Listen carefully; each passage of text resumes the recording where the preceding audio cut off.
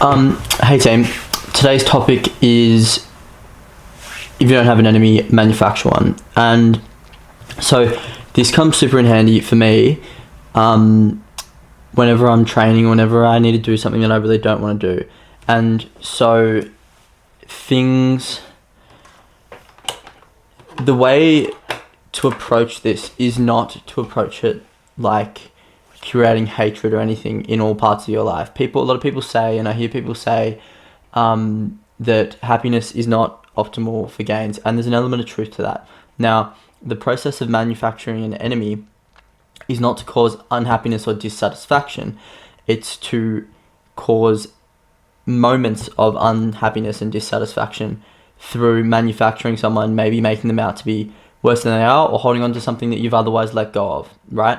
Because you don't want to always be curating a hatred of someone that has done you wrong in the past or something like that, because that's just unhealthy and not a good way to live your life. You should, live and let go and kind of embrace new things and moving on and things like that. They're healthy, mentally healthy for you to do, and to have those, to be able to let go of things is a really helpful and healthy way to be.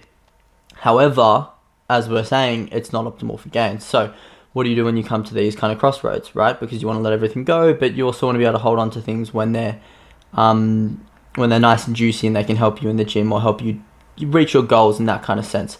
So what we do is we manufacture an enemy.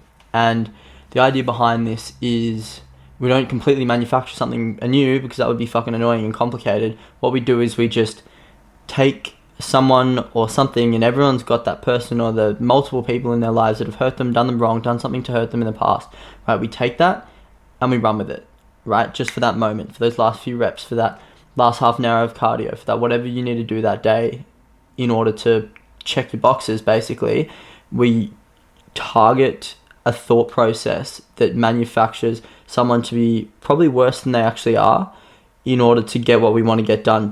Because at the end of the day, discipline will get you into the gym and it'll get you through your workout and stuff like that. But having that aggression that comes from someone or something that you really dislike, you just don't like the way they did you, or you really dislike them in a lot of ways, and although you've moved on from it and you don't hold on to it, you manufacture it in that moment and use it to your advantage. I find that to be a really, really helpful tactic in the gym, and it allows a lot of those sessions that might be average or borderline normal or just run-of-the-mill sessions to be really, really, really good sessions, just because, those last few reps, that's where the money is. That's the most important factor. So in those last few reps, those last few, moments of that workout, that last little bit that you get done, that's the most important part, right?